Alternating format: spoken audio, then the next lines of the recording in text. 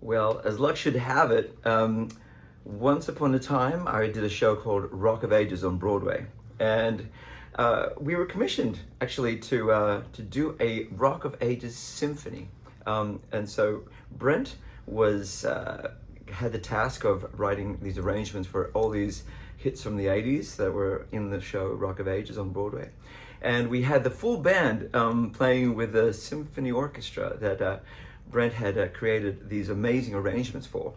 Unfortunately, though, we only did one show of that because Rock of Ages was a bit loud. Like, we were really loud, and we didn't feel like orchestras could actually handle the volume that this band were pumping out. So, but the upside of that is that when Brent was looking for a substitute to take over the role of the lead singer for the music of Queen, he remembered me from that show with Rock of Ages and called me up and said, would you like to join us in doing the music of Queen? And of course, I'm a huge Queen fan and a huge fan of Brent's work, and I enjoyed working with him so much, so I gave it a go, and he gave me a go, and years later, we're still here.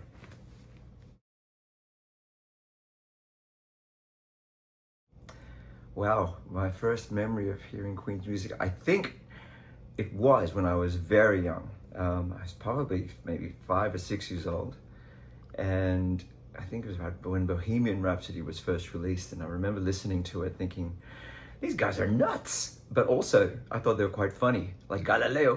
I thought it was really funny, and as a kid it appealed to my sense of frivolity and sense of play, that these guys were just playing around as well as being, great rock musicians. I didn't appreciate rock music at 5 years old, but I did appreciate the fact that they were doing this very, very unusual rock song. And so I think that was it, 5 years old.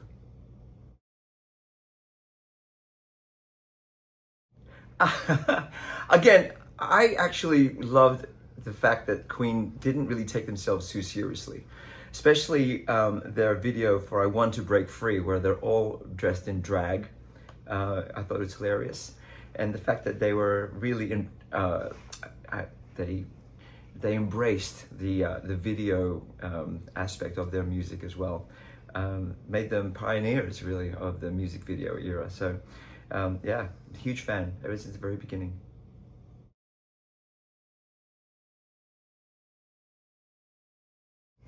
Wow. Okay. Well, I saw Queen as Queen, the band, in concert the first time with Adam Lambert, actually in 2015, I believe, in Atlantic City. No, 2014 in Atlantic City. But the thing was, I never saw Freddie Mercury live. I never saw him in concert, unfortunately. But before all of that, I actually worked with Brian May and Roger Taylor from Queen in We Will Rock You in London. And I remember also playing with them. So I guess you can say that the first time I saw Queen actually in concert was when I was singing with Queen. True fact.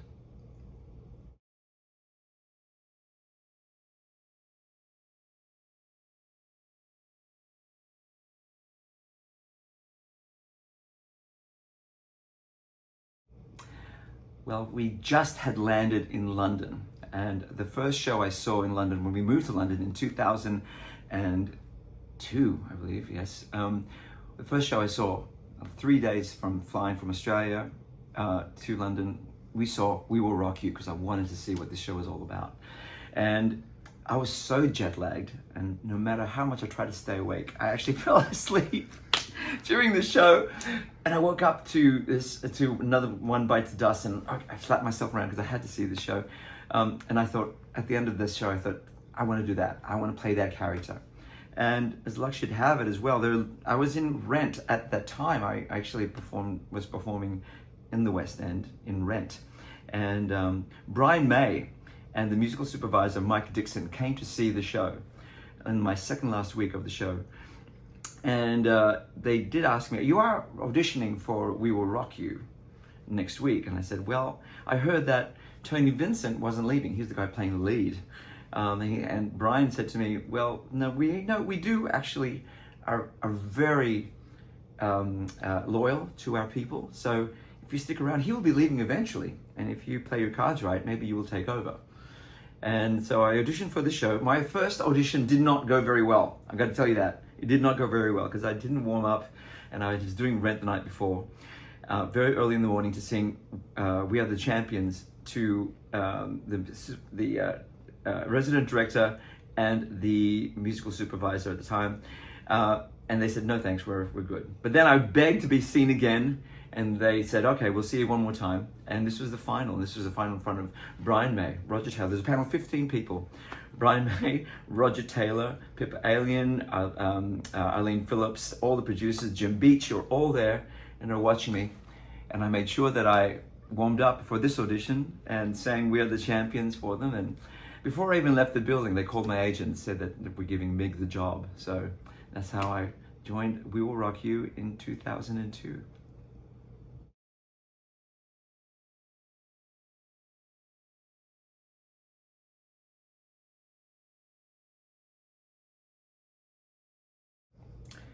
Well, the thing was, he did not approach me personally about doing this. Brian just was very, very aware that people were stuck in their houses, and he wanted to find a way to just alleviate their boredom and maybe their anxiety and have some fun. And so he put this thing on his Instagram saying, just play with me, sing with me, dance with me, whatever you want to do, here it is. And so he's just played Hammer to Fall. And I think I was probably the first or second person to actually take the challenge. And I sang, put myself on vocals, multi-tracked myself, sang with him, and posted that. And he wrote back and said, Mick, that was fantastic, that was great.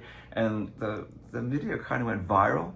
Next thing you know, all these people from around the world, and especially a group of people from the UK and Spain, they all got my video and Brian's video, they pieced it together and put the whole band together, and they played along with Brian and myself. So that itself became a second viral video that exploded around the internet too. And yeah, it was really fun. I mean, the pandemic had its of course, its horrible downfalls about it, but the one thing that was really cool was that people decided to connect through music and through these collaboration videos. It was really a chance for us to really feel as though we're part of a community.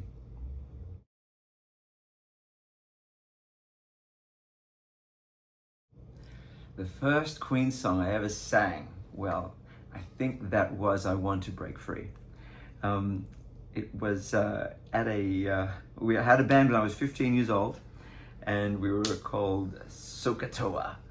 And for some reason, we only had a repertoire of about 10 songs. And we got our first professional gig playing for a wedding at 15 years of age. And we only had 10 songs. And one of them was I Want to Break Free. Probably not the best song to sing at a wedding, but it went down really well.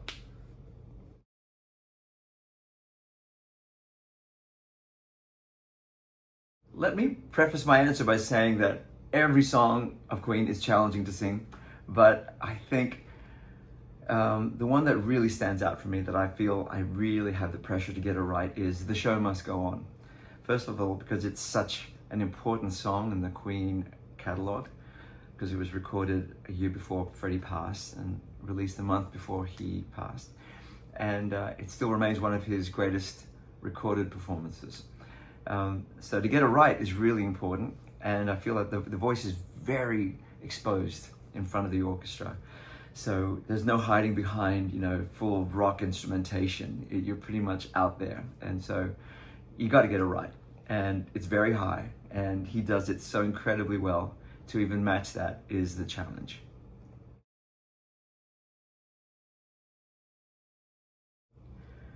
I think it's challenging to perform no matter what, but I feel I feel like with an orchestra, I actually feel like I've got support there. So it actually makes it kind of easier, because there's so many people on stage that we are all working towards this one goal of making this incredible show.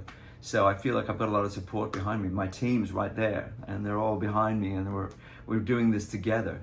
So it really elevates, I think, the performance level. I think it also elevates the spectacle of the show. And I think it elevates my confidence as well to know that they're right behind me. So I think it's actually easier with an orchestra, to be honest, because it makes it a really beautiful thing.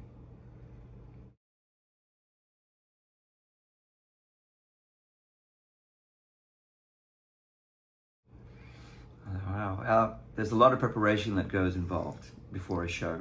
It actually takes me the whole day to prepare myself for that evening show. It starts off with, in the morning, I make sure that I get some sleep, lots of sleep. It's very important for the voice. And then I have to do some exercise in the morning to get my lungs going, to get my breath feeling warmed up and good, and my lungs all ready to power up. And then I have warm-up routine. I steam my voice. I drink lots of water. I do several warm-ups during the day. I even have a nebulizer. And of course, then getting ready means, showering and getting myself looking beautiful, turning up at the show. There's also the rehearsal with the orchestra beforehand, and I got to make sure that I don't oversing during the rehearsal. I know that Brent is very, very cautious and tells me to save it for the show, but sometimes I can't help myself. I get carried away and sing throughout the rehearsal. But there is that. There's also then the time to just beforehand, just to make sure that you get on stage and you're all ready to go. I do have a Red Bull. I do have a sugar-free Red Bull. It's part of our rider, actually, in the band. We all just get up on stage and we have our wings. Thank you, Red Bull, for that. And we're ready to go. Fire out like a cannon.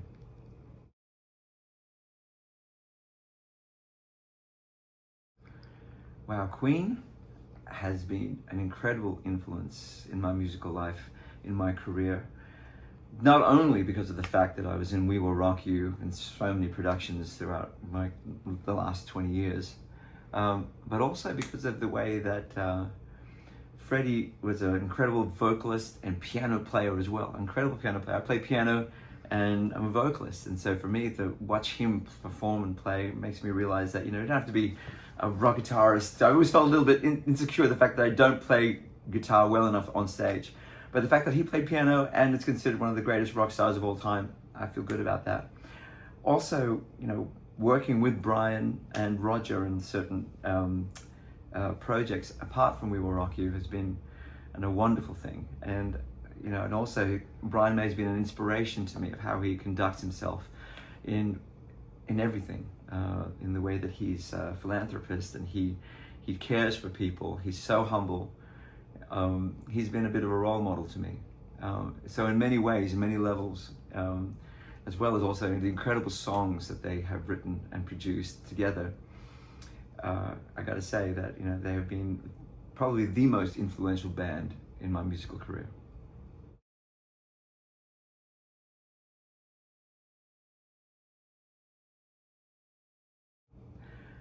I can't actually think of one show that stands out above all the others, because every show is a Mount Everest. I look at it and go, at the beginning, you look at it from the foot of the mountain, and go, here we go, let's make it to the top. And then when you reach the top, every show has its own amazing feeling of accomplishment. And when you get to the top and you see the view, it's spectacular. And it's a real sense of accomplishment, achievement that we've gotten the show and gone to the end. And the crowd response everywhere we do it is absolutely incredible. And I'm proud of every show that I've done with Windborne and the music of Queen. I don't believe there's any show that has failed in any way, shape or form, and every show has been received so incredibly warmly. The reaction for the audience makes me realize that we've done a great thing and we're on a really good thing.